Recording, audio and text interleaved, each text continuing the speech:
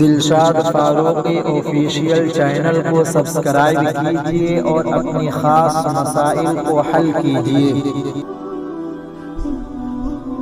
یعنی رمضان المبارک میں اللہ تبارک و تعالی کس عبادت کو زیادہ قبول کرتا ہے؟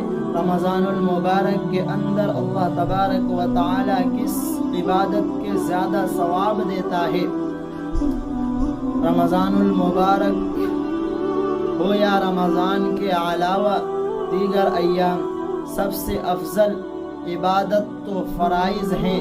یعنی رمضان المبارک کا مہینہ ہو یا رمضان المبارک کے علاوہ کوئی دوسری مہینہ ہو، ان تمام مہینوں کے اندر اگر سب سے زیادہ افضل اور سب سے زیادہ اہمیت والی کوئی عبادت ہے تو وہ ہے فرائض۔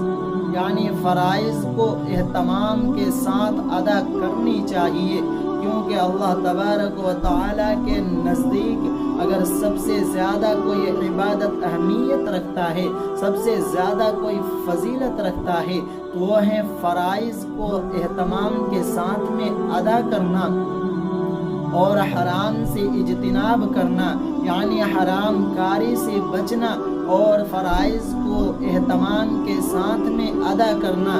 جیسا کہ روایت میں آیا ہے کہ اللہ تبارک و تعالی فرائض کو زیادہ اہمیت دیتا ہے اور نوافل وغیرہ کو بعد میں دیکھتا ہے، لیکن فرائض کو زیادہ اہم اللہ تبارک و تعالی نے اس لیے دیا ہے کہ فرائض کو اللہ تبارک و تعالی نے فرض کیا ہے اور نوافل اور سنت وغیرہ جو ہیں وہ بعد میں ہیں، لیکن فرضیت جو ہے وہ سب سے زیادہ ہے، اس کے بارے میں بتایا گیا ہے اور اللہ کے رسول صلی اللہ علیہ وسلم کا معمول ہے۔ اور آپ صلی اللہ علیہ وسلم کے حدیث مبارکہ یعنی بخاری شریف کی حدیث ہے کہ آپ صلی اللہ علیہ وسلم فرائض کو زیادہ اہمیت دیا کرتے تھے، فرائض کے بعد تمام عبادات کیا کرتے تھے، لیکن فرائض کو سب سے زیادہ آپ صلی اللہ علیہ وسلم نے اہمیت دیا ہے۔ اس لیے ہمیں اور آپ کو چاہیے کہ فرائض کو اچھی طرح سے ادا کریں، اس کے بعد ہم سنتوں اور نوافل وغیرہ کے طرف دھیان دیں۔ لیکن آج کل زیادہ تر مسلمان فرائض کو چھوڑ کر سنت و نوافل کے طرف چلے جاتے ہیں، لیکن فرائض کو چھوڑ دیتے ہیں جو اللہ تبارک و تعالی نے فرض کیا ہے۔ اب بات آتی ہے کہ اللہ کے رسول صلی اللہ علیہ وسلم کا معمول کیا تھا؟ رمضان المبارک کے اندر آپ صلی اللہ علیہ وسلم کون سے عمل کیا کرتے تھے؟ آپ صلی اللہ علیہ وسلم سے کون سی عمل ثابت ہے؟ حدیث کی روشنی میں کون سی عمل آپ صلی اللہ علیہ وسلم سے زیادہ ثابت ہے؟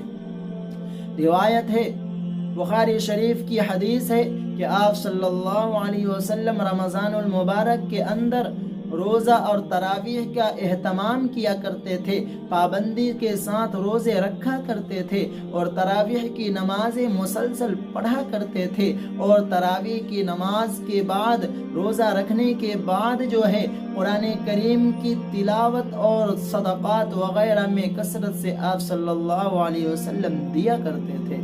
یعنی روزہ اور تراویح کی نماز پڑھ لینے کے بعد آپ صلی اللہ علیہ وسلم کے زندگی کا معمول تھا کہ قرآن کریم کی تلاوت و کثرت سے کیا کرتے تھے اور اس کے بعد صدقات وغیرہ نکالا کرتے تھے۔ جو ضرورت مند ہوتا تھا اس کو آپ صلی اللہ علیہ وسلم رمضان المبارک کے مہینے کے اندر صدقات کی کثرت سے صدقات نکال کر لوگوں کو ضرورتوں کو پورا کیا کرتے تھے۔ یہ آپ صلی اللہ علیہ وسلم کا معمول تھا۔ آپ صلی اللہ علیہ وسلم سے دو اعمال ثابت ہیں جو خصوصاً آپ صلی اللہ علیہ وسلم نے اپنی زندگی کا معمول بنا رکھا تھا۔ یہی دو عمل ہیں جو قرآن کریم کی کثرت اور صدقات نکالا کرتے تھے۔ رمضان المبارک کے مہینے میں یہ دو باتوں کا زیادہ اہتمام کیا کرتے تھے، یعنی قرآن کریم کی تلاوت کرنا اور صدقات وغیرہ کو نکالنا۔ کہ آپ صلی اللہ علیہ وسلم سے یہی دو باتیں ثابت ہیں، اس کے علاوہ کوئی عبادت ثابت نہیں ہے جتنا کہ قرآن کریم کی تلاوت اور صدقات وغیرہ کا نکالنا ثابت ہے۔ دلشاد فاروقی آفیشیل چینل کو سبسکرائب کیجیے اور اپنی خاص مسائل کو حل کیجیے۔